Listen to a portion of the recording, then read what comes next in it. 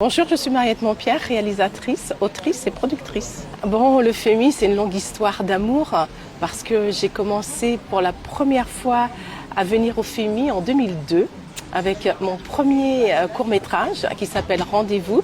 Et à l'époque, en fait, le FEMI se déroulait au Moule. En tout cas, l'hôtel où j'étais, c'était au Moule. Et c'était super extraordinaire parce que je vivais à New York à l'époque. Et de retourner dans mon pays pour présenter mon premier court-métrage que j'avais entièrement tourné à New York, c'était fantastique. J'étais comblée, j'étais heureuse comme tout. Donc je pense que c'est un festival très important pour la Guadeloupe parce que c'est le premier festival qui existe dans l'île et aussi il a donné la parole aux femmes et il crée un espace de liberté, un espace où nous pouvons nous exprimer et montrer nos films. Donc c'est très très important pour moi.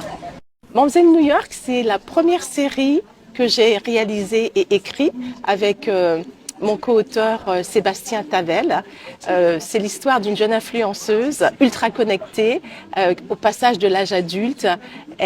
On suit ses aventures rocambolesques et je vous en dis pas plus parce que vous allez voir ce soir les 3 premiers épisodes et vous pouvez voir tous les 6 épisodes sur la plateforme de France Télévisions.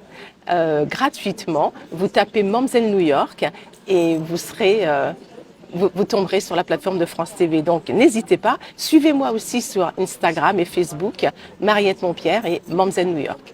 J'ai l'honneur de faire une masterclass mardi 25 à 9h du matin, je crois que c'est la médiathèque du Lamentin. Venez nombreux, j'aurai l'occasion de parler de mon cheminement, de comment j'ai commencé, quelles étaient mes difficultés et parler de moi. Et ça me fait plaisir de transmettre et de partager avec les étudiants, les élèves et puis le public en général. Parce qu'en fait, c'est très difficile pour une femme, particulièrement pour une femme noire, de faire du cinéma.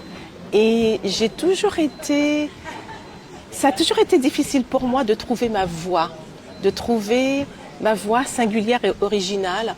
Parce que, en fait, quand j'étais petite, ma mère me disait « Tu n'es pas dans ton pays ici, ne fais pas de vagues, sois invisible, ne parle pas, bats-toi avec ta tête, c'est comme ça que tu vas réussir. » Et en fait, ça m'a donné cette rage de m'exprimer, puisque je n'avais pas le droit de m'exprimer.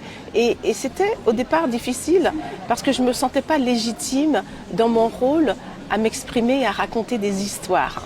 Donc, je pense que le FEMI m'a fourni un espace, comme j'ai dit tout à l'heure, de liberté où je pouvais raconter mes histoires, en tout cas les montrer.